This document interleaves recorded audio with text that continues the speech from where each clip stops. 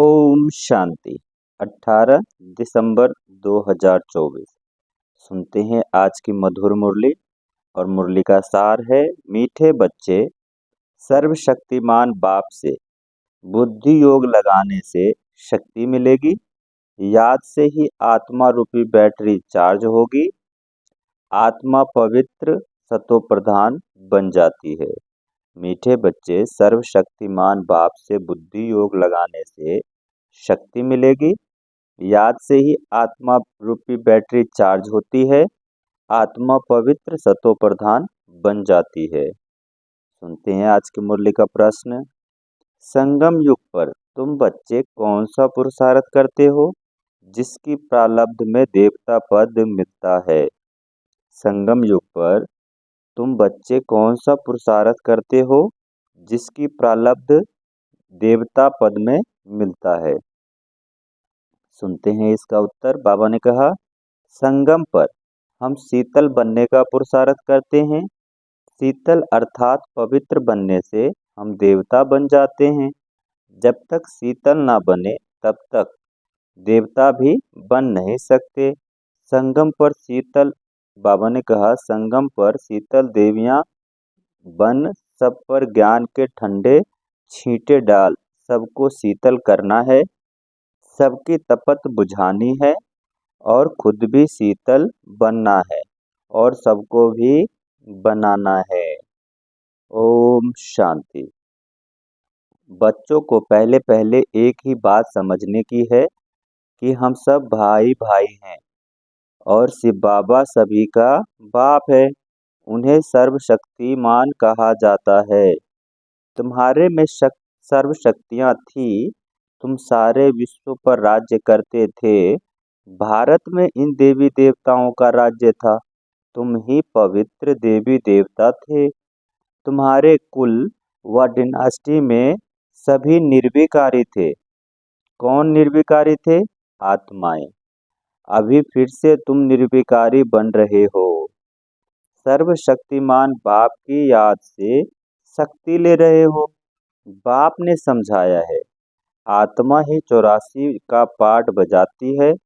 आत्मा में ही सतो प्रधानता की ताकत थी, वह फिर दिन प्रतिदिन कम होती जाती है। सतो प्रधान से तमो प्रधान तो बनना ही है। जैसे बैटरी की ताकत कम होती जाती है तो मोटर खरी हो जाती है, बैटरी डिस्चार्ज हो जाती है। आत्मा की बैटरी फुल डिस्चार्ज नहीं होती, कुछ न कुछ ताकत रहती है। जैसे कोई मरता है तो दिवा जलाते हैं, उसमें घृत ही डालते रहते हैं कि कहाँ ज्योति बुझ न जाए। अभी तुम बच्चे समझते हो, तुम्हारी आत्मा में पूरी शक्ति थी, अभी नहीं है। अभी फिर तुम सर्वशक्तिमान बाप से अपना बुद्धि योग लगाते हो, अपने में शक्ति भरते हो, क्योंकि शक्ति कम हो गई है। शक्ति एकदम खत्म हो जाए तो शरीर ही ना रहे। आत्मा बाप को याद करते करते एकदम प्योर हो जाती है। सतयुग में तुम्हारी बैटरी फुल चार्ज रहती है, फिर धीरे धीरे कला अर्थात बैटरी कम होती जाती है। कलयुग अंत तक आत्मा की ताकत एकदम थोड़ी रह जाती है, जैसे ताकत का दिवाला ही निकल जाता है। बाप को याद करने से आत्मा फिर से भरपूर हो जाती है। तो अभी बाप समझाते हैं, एक को ही याद करना है, ऊंचते ऊंच है भगवंत, बाकी सब है रचना। रचना को रचना से हद का वर्षा मिलता है। क्रिएटर तो एक ही बेहद का बाप है, बाकी सब है हद के। बेहद के बाप को याद करने से बेहद का वर्षा मिलता है।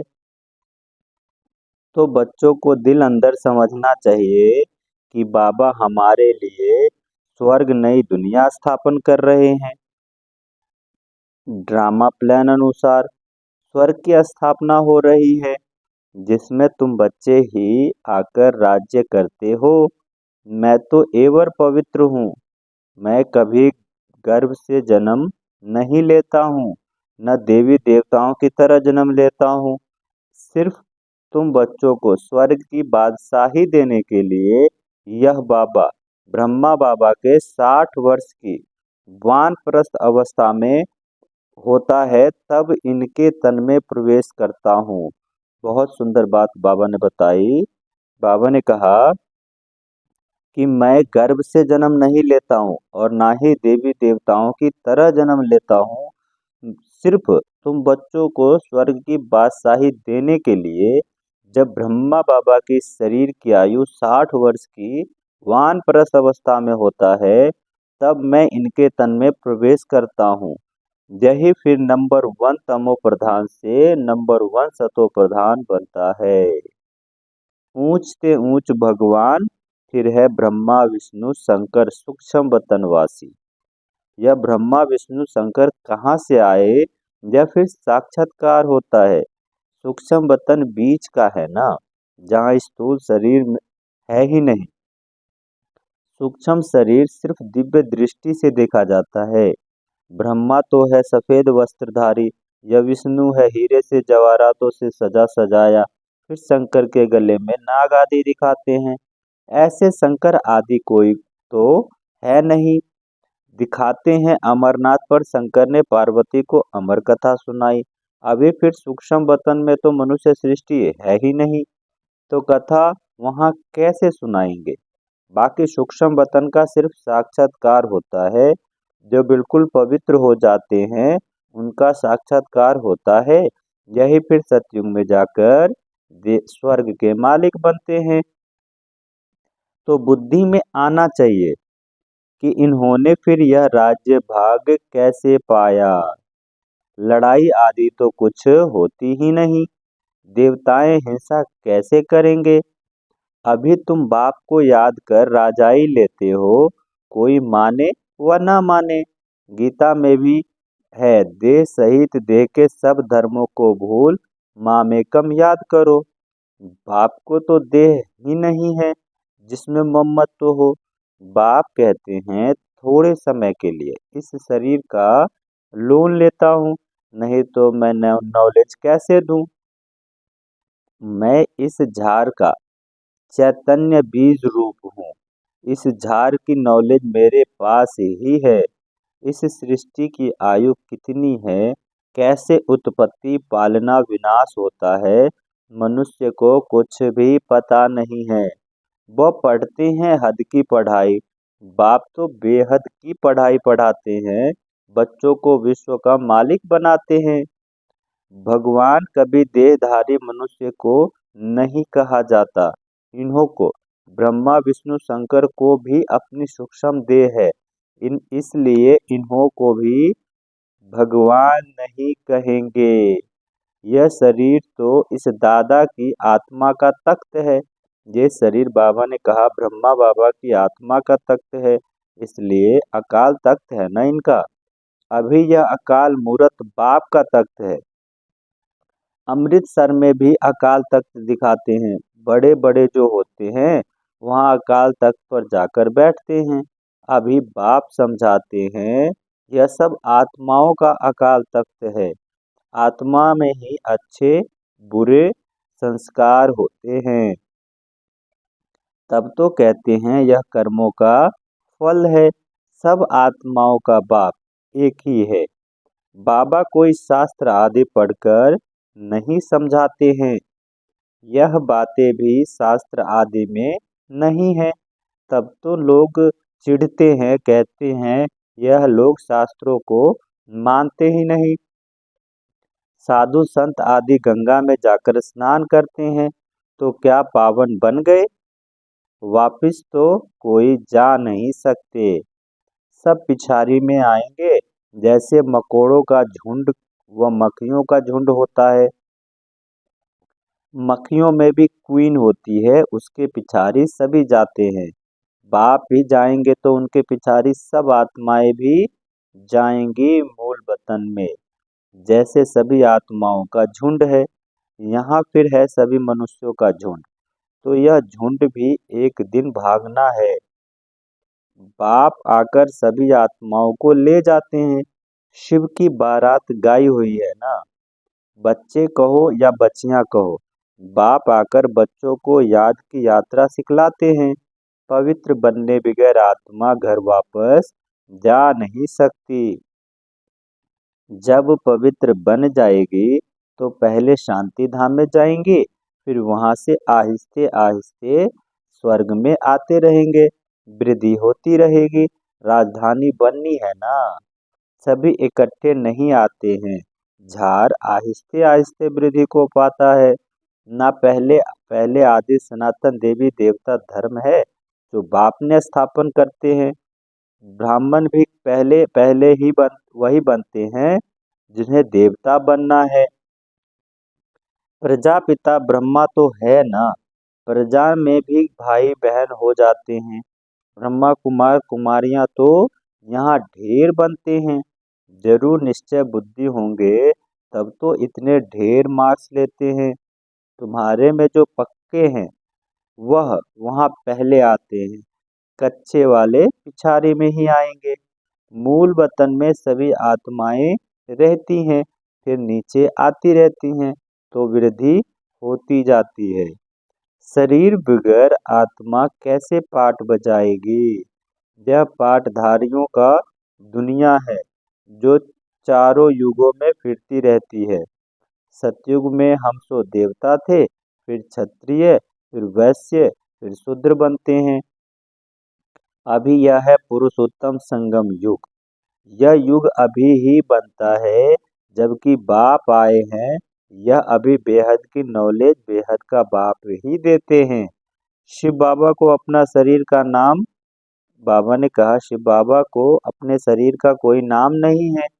यह शरीर तो इस दादा का है।